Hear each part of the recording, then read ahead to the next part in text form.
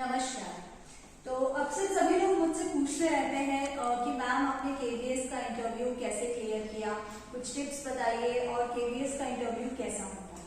तो आपके दिमाग में बहुत सारे सवाल चलते हैं जो कि पहले मेरे दिमाग में भी चलते थे जब मेरा केवीएस का इंटरव्यू कॉल आया था। तो सबसे पहले आपके माइंड में आता है कि क्या पहने। तो बॉयज के पास मतलब मेल्स के पास तो ज्यादा चॉइसेस नहीं रहते, तो आप कोई भी फॉर्मल शर्ट और फॉर्मल पैंट वियर कर सकते हैं। और फीमेल्स की बात रही तो आप कोई भी अच्छा सलवार सूट और या फिर कोई साड़ी आप डाल सकते हैं, लेकिन आप देख लें कि विच सूट्स योर पर्सनैलिटी, जो आपकी पर्सनैलिटी को सूट करे और आपको खुद अच्छा लगे। तो जैसे कि मैंने इंटरव्यू के समय पर एक सिंपल सा सूट डाला था, और सूट या साड़ी का कलर जो है वो आप लाइट चूज करें। थोड़ा लाइट होगा तो आपको खुद थोड़ा पीसफुल लगेगा। मैंने भी व्हाइट कलर का सूट डाला हुआ था जो बहुत सिंपल सा था। अब नेक्स्ट आता है बायोडेटा। जो आपका बायोडेटा है वो सबसे इंपॉर्टेंट चीज है। इट्स अ की feature of the KVS interview जो आपके बहुत ज्यादा मायने रखता है, आपकी पर्सनालिटी को शो करता है। तो इसको लिखने के लिए आप ध्यान रखेंगे, आपको कॉल के बाद में एक बायोडेटा का फॉर्मेट मिलता है, आप उसको खुद भरें। खुद भरने के दो फायदे होंगे। एक तो ये कि आपको पता रहेगा कि आपने बायोडेटा में क्या क्या चीजें मेंशन की हुई, और दूसरा ये कि बायोडेटा से रिलेटेड क्वेश्चंस आपको इंटरव्यू में देखने के लिए मिलेंगे।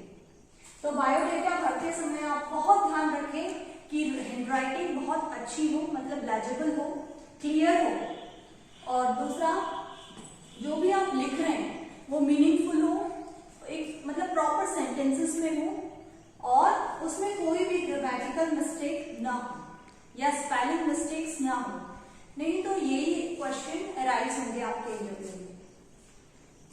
नेक्स्ट, जब आप इंटरव्यू प्लेस पर जाते हैं तो इंटरव्यू प्लेस में सबसे पहले एंट्रेंस पे आप जब जाते हैं तो आपका कॉल लेटर देखा जाता है और आपको एंटर किया जाता है। नेक्स्ट राउंड होता है डॉक्यूमेंट वेरिफिकेशन।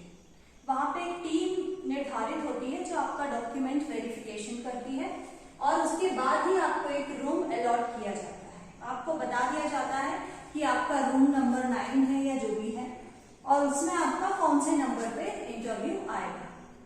तो उन बच्चों को सिलेक्टेड, जिन बच्चों को रूम नंबर 9 मिला है, तो वो रूम नंबर के बाहर वेट करते हैं। अब वेट करने के बाद इंटरव्यू रूम कैसा होता है। तो इंटरव्यू रूम तो आपको पता है, जिसमें इंटरव्यू पैनल बैठा होता है। और सबसे पहली बात ध्यान रखें कि enter when they call you. जब तक वो आपको कॉल नहीं करते या रिंग बेल रिंग नहीं करते, तब तक आप अंदर ना जाए। और अंदर जाते समय आप मे आई कम इन जरूर बोलिए, मे आई कम इन सर या मे आई कम इन मैम, जो भी है। उसके बाद वो आपको खुद ही बोलेंगे या तो बी सीटेड मैम, जैसे मुझे उन्होंने खुद ही ऑफर किया था, मैम प्लीज बी सीटेड, तो आप बैठ जाएं और थैंक यू जरूर बोले, थैंक यू सर या थैंक यू मैम, और एक पॉजिटिव स्माइल के साथ। आप ध्यान रखें कि इंटरव्यू में दो चीजें आपके प्लस पॉइंट जैसा काम करती है। One is confidence. आप जो भी आंसर करें कॉन्फिडेंटली करें, बिकॉज यू नो एवरीथिंग। वहां पे आपकी नॉलेज ज्यादा चेक नहीं होती, क्योंकि उन्हें पता है कि जो बंदा इंटरव्यू तक पहुंचा है उसको नॉलेज तो होगी ही। बस वहां पे आपका प्रेजेंटेशन, आपकी पर्सनालिटी, आपका पॉजिटिव एटीट्यूड देखा जाता है। तो आप पॉजिटिविटी पे ध्यान दें। उसके बाद आप अगर वो लोग बैठने के लिए नहीं बोलते तो आप खुद पूछ सकते हैं, मे आई सिट प्लीज, तो बोलेंगे यस। अब नाउ इंटरव्यू कमेटी, सबसे इंपॉर्टेंट सेक्शन।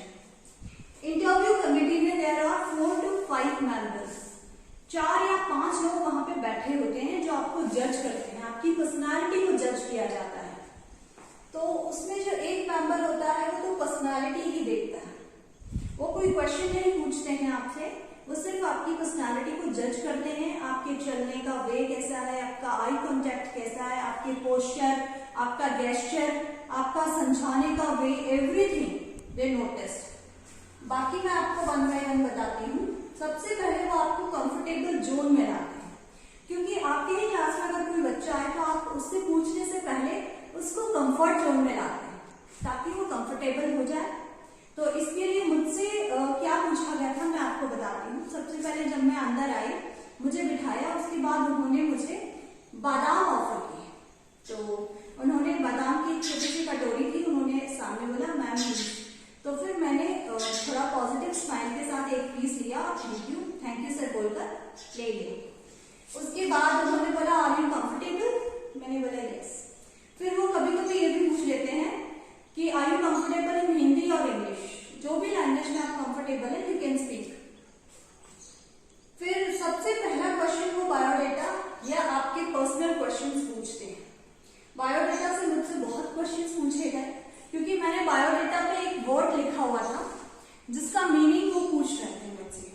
तो आप भी जो वर्ड्स उसमें मेंशन कर रहे हैं उसके मीनिंग जरूर देखें। तो उसके ऊपर काफी लंबा वार्तालाप हुआ। उन्होंने बोला such type of word is not in our dictionary ma'am, what is the meaning of this word. तो मैंने उनको बताया दिस मीनिंग इज हेल्दी। तो इस तरह के क्वेश्चंस पूछे गए और पर्सनल क्वेश्चंस भी कुछ पूछे गए थे मुझसे, जैसे कि आपने ग्रेजुएशन में जो भी किया हुआ है इससे रिलेटेड क्वेश्चंस पूछ सकते हैं वो। जैसे मैंने इंजीनियरिंग किया हुआ था तो मुझसे पूछा कि इंजीनियरिंग के बाद आपने ये वाला क्यों चुना, एजुकेशन का फील्ड क्यों चुना, या फिर आपने टीचिंग, बच्चों को आप टीचिंग क्यों करना चाहते हैं। तो इस टाइप के क्वेश्चन उन्होंने पूछे। तो आप जो भी आंसर दें ऐसा नहीं लगना चाहिए कि आप बड़ा चढ़ाकर या फेक आंसर दे रहे हैं, जो भी है उसमें थोड़ी सी रियलिटी जरूर लगे। Next is subject related questions. दूसरा जो मेंबर है वो आपसे सब्जेक्ट रिलेटेड क्वेश्चंस पूछेगा। जैसे मैंने बीई किया हुआ था कंप्यूटर साइंस में, तो मेरा computer science is my subject. तो उन्होंने जो भी क्वेश्चंस पूछे वो कंप्यूटर से रिलेटेड काफी क्वेश्चंस उन्होंने मुझसे किए। और उसके बाद टीचिंग मेथोडोलॉजी में भी उन्होंने मुझे बोला कि एक कंप्यूटर का एक चैप्टर आप मैडम पढ़ा के दिखाइए डेमो। तो टीचिंग डेमो भी मुझे देना पड़ा। उसके बाद कुछ अदर सब्जेक्ट्स भी मुझे टीचिंग डेमो के लिए उन्होंने दिए थे। तो उसमें वो आपकी मेथोडोलॉजी देखते हैं, आप किस तरह से लिखते हैं ब्लैक बोर्ड पे, कैसे समझाते हैं, तो वो सब बहुत इंपॉर्टेंट है। नेक्स्ट इज पोएम्स और कविता। अब एक बात का आप विशेष ध्यान रखेंगे कि अगर वो हिंदी में बोल रहे हैं तो you have to answer in Hindi only, and if they speak in English then you have to speak in English। मतलब जिस लैंग्वेज में वो पूछ रहे हैं उसी लैंग्वेज में आपको आंसर करना है। अगर उन्होंने बोला है पोएम सुनाने के लिए तो आपको इंग्लिश पोएम सुनानी है, और उन्होंने बोला कि एक कविता सुनाइए तो आपको हिंदी में एक कविता सुनानी है। तो इंटरव्यू के लिए मैंने भी एनसीईआरटी की बहुत सारी पोएम्स लर्न कर ली थी। कम से कम आप 2-3 हिंदी में और 2-3 इंग्लिश में पोएम्स जरूर लर्न करें। मैं एक अलग से एक और वीडियो बनाऊंगी जिसमें मैं आपको पोएम्स कैसे सुनाए तो उस पर भी मैं आपको बताऊंगी। और मेरे इंटरव्यू में बहुत अच्छे मार्क्स थे और पोएम सुन के तो वो बहुत ज्यादा खुश हो गए थे, और मुझे बचपन से शौक भी है पोएम सुनाने का। तो नेक्स्ट इज फिर जो फोर्थ मेंबर है वो आपसे जीके या करंट इश्यूज पूछेंगे। जैसे जिस समय मैंने इंटरव्यू दिया था उस समय भारत स्वच्छ मिशन और ये स्वच्छता से रिलेटेड बहुत सारे मिशन चल रहे थे। तो उन्होंने मुझसे वही पूछा, स्वच्छता अभियान बताया मैंने, तो मैंने उसके बारे में जो भी मुझे पता था वो बताया। एक क्वेश्चन वो क्विक क्वेश्चन पूछेंगे, क्विक राउंड, जिससे वो आपकी क्विकनेस देखेंगे कि आप कितनी जल्दी आंसर करते हैं, मतलब आप कॉन्फिडेंस में बोल पाते हैं, रिकैप्चुलेट कर पाते हैं कि नहीं। एक्सपीरियंस बेस्ड क्वेश्चन पूछते हैं। जैसे मुझसे फटाफट क्वेश्चन पूछा, उसमें आपको तुरंत आंसर करना पड़ता। मुझसे पूछा कि tell me 5 sentences on your English teacher. तो इंग्लिश टीचर के बारे में मुझे 5 सेंटेंसेस तुरंत बोलने थे। तो मैंने रिकैप्चुलेट किया और मेरे जो बचपन के जो इंग्लिश टीचर थे उसके बारे में फटाफट 5 सेंटेंसेस बताए। तो ऐसे ही आपको पर्सनैलिटी में बता चुकी हूँ कि एक मेंबर ओनली जज योर पर्सनैलिटी, वो आपकी पर्सनैलिटी जज करते हैं। तो ये अब आपको अच्छे से क्लियर हो गया होगा कि केवीएस इंटरव्यू में क्या क्या चीजें इंपॉर्टेंट है। तो इन 2 बातों पर फिर से विशेष ध्यान रखिएगा, confidence and positivity. So all the best.